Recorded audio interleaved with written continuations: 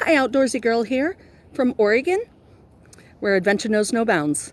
Today's video is just to show that women can change oil on a pickup truck just as easily as a man. Very simple and stuff. You don't have to pay a bunch of money and stuff to have some teenager do it at the local oil change place. I'll show you just how it's done. All right, follow me. Okay, first thing we did is we prepped. So I put a tarp and my oil pan and everything down below. Got my truck up on a curb so that it gives it a little air. Inside, we'll want to open up the oil.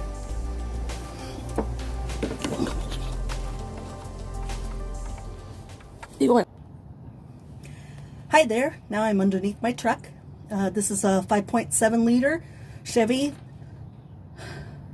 K2500 350, trying to remember what it is. So the first thing you want to do, of course, after venting the up above, is to get down here underneath, put an oil pan in the way to catch all the spare oil dripping down. First thing you want to release would be this nice little screw up here. It's underneath the oil pan. You'll want to loosen that first. It's like a nice little plug and stuff on the side of the pan. So we'll want to take that off.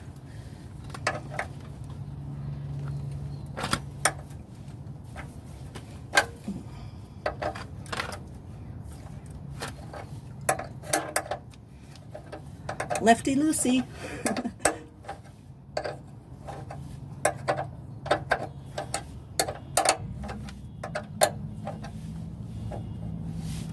Make sure the pan's underneath so it catches anything.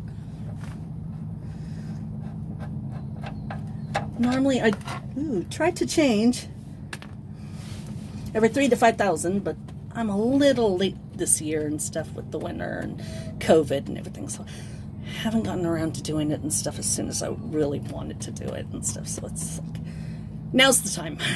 Get this done. So as you can see, actually pretty easy and stuff to get it to drain. Now the next part is to actually take the filter off, which is kind of up here on the side a little more, up inside. Make sure the hand's in the way so that I can catch it all, because this one's going to really make some mess. Ooh. Yeah. I was going to say, I've already worked it loose, so it shouldn't be too hard here. Oh. Ooh, that stuff is nasty looking. That is dark. Okay, let's unscrew this. Oh, and there's the second drip. One of the reasons I like to use tarps and stuff, make sure that I don't get dirty any more than I need to. A little dirt in the skirt's one thing, but yeah, you don't want to be filthy, especially with really black, nasty oil. Oh, and there we go. Whoa, whoa, here it comes. Here comes the oil. Now it's dripping from every little angle. So, next step is just to let it drain. Get it all out. Oh, this isn't going to go over that. Whoa, whoa, whoa, whoa, whoa, whoa. Okay, back up.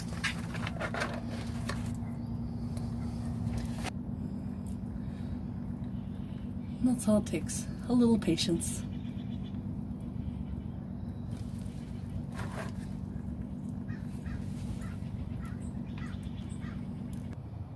Now that the oil is just about done dripping out of this thing, we're going to start putting the oil filter back on, the new one.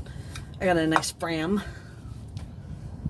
You know, it's easy and stuff to go to like Walmart and look at their little book and stuff. You put in your specifications and everything, and it gives you the size, what types, what kinds you can get. It gave me 3 different options for this truck.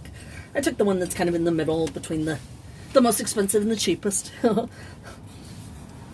So to prep it, you see this nice gasket here and stuff. It's really tight. You want to oil it a little and stuff, give it a little lubrication so it gives a nice seal up above. So I'm going to use just a little bit of this nasty stuff because, hey, why not? Give it a nice little slacking around the edge, just to make sure that it's somewhat wet.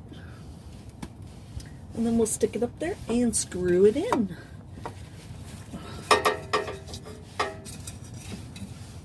Only problem is having to get around the, drive trains and things like that and stuff to get up here.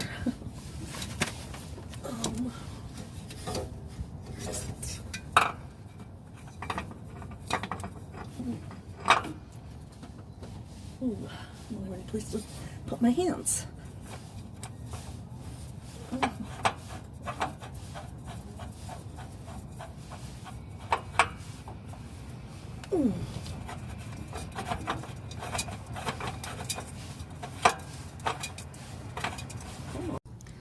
So even occasionally stores make mistakes.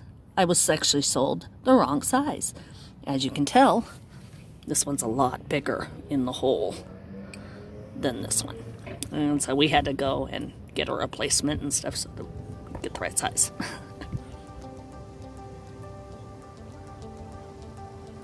Now that we're done, I'll use the can and stuff to put the old oil in.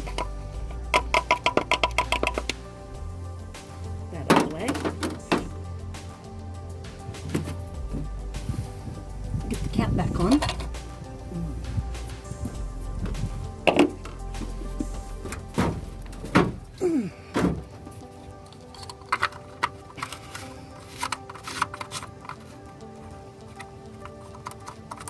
Okay, there we go. Oil's done. You like to check your dipstick just to make sure and stuff that it's registering.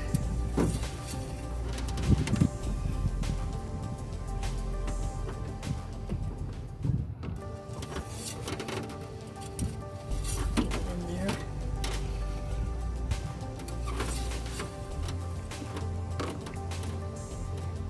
And yes, I have oil on my stick.